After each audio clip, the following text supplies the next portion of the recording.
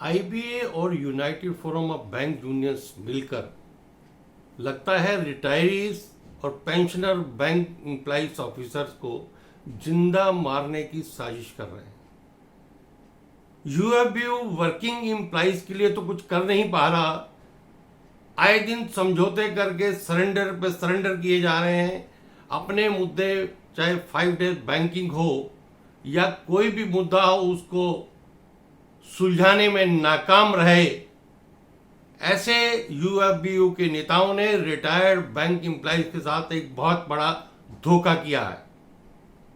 धोखे के नाते जो उनको एक हेल्थ इंश्योरेंस मेडिकल पॉलिसी मिल रही थी, वो पहले से ही हर साल उसका प्रीमियम बढ़ता जा रहा था। कर्मचारियों की मांग थी कि उसको बढ़ाया जाए, यानी उसका जो अमाउंट है वो बढ़े और उसका खर्चा कम हो। लेकिन उन्होंने आईबीए के साथ मिलकर उल्टा किया। अफोर्डेबल पॉलिसी के नाम पर जो पहले 3 लाख कर्मचारियों के लिए और 4 लाख अधिकारियों के लिए बेस पॉलिसी थी, उसको 2 लाख रुपए बेस पॉलिसी कर दिया। और उस पॉलिसी में भी 2 लाख पॉलिसी अगर कोई कर्मचारी लेता है, अधिकारी लेता है, तो उसके ऊपर उसकी कैपिंग रहेगी खर्चों के ऊपर, चाहे बेड का चार्जेस हो, ऑपरेशन चार्जेस हो। आज 2 लाख रुपए की हेल्थ इंश्योरेंस लेकर क्या कोई आदमी जिंदा रह सकता है? बहुत ही शर्मनाक बात है। एक छोटा सा उदाहरण देकर कंपैरिजन बताता हूं कि कितना पैसा बढ़ गया।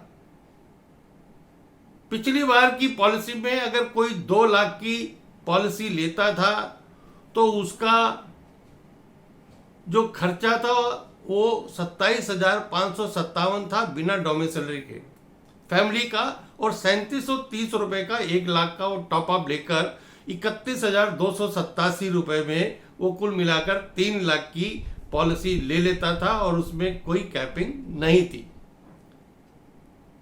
इस बार वही पॉलिसी, बेस पॉलिसी 2 लाख के नाम पर 26,454 का प्रीमियम कर दिया।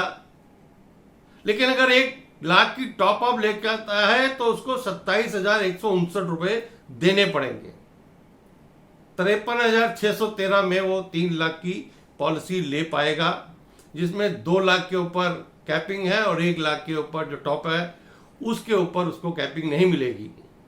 अगर देखा जाए तो 72% प्रीमियम ज्यादा देना पड़ेगा। ऐसे ही अगर वो सिंगल कर्मचारी है, स्पाउस नहीं है, तो जहां पिछली बार 18,600 रुपए वो देता था विदाउट डोमिसिलरी और 2,518 रुपए का 1 लाख का टॉप अप लेकर 21,118 रुपए में वो पॉलिसी लेता था। इस बार वही पॉलिसी उसको 36,179 रुपए में मिलेगी, यानी 15,071 रुपए फालतू देने पड़ेंगे और उसमें भी कैपिंग रहेगी। इसमें भी 72% का वृद्धि है।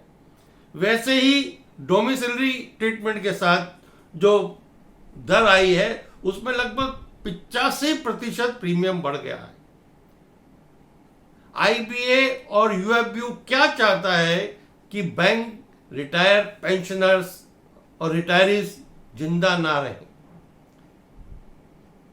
वर्किंग के लिए तो आपने सत्यानाश किया, लेकिन कम से कम रिटायरीज को माफ कर दो। मुझे लगता है सरकार को इसके ऊपर कुछ सोचना चाहिए। और इन पेंशनर्स, बहुत सारे पेंशनर्स इस स्कीम में नहीं है, बहुत सारे रिटायरीज ने अलग से अपनी इंश्योरेंस स्कीम चला रखी है।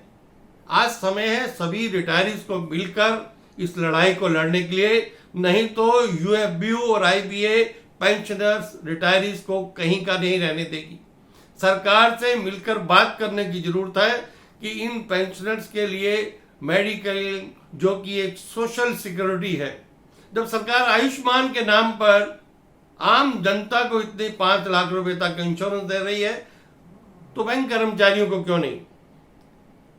जब आयुष्मान के नाम पर साधारण लोगों को एक स्कीम मिलती है हेल्थ की, तो बैंक पेंशनर्स, रिटायरीज को क्यों नहीं उनको सीजीएचएस में या आयुष्मान में या कोई और ऐसी पॉलिसी लाकर उनके स्वास्थ्य की चिंता सरकार करती।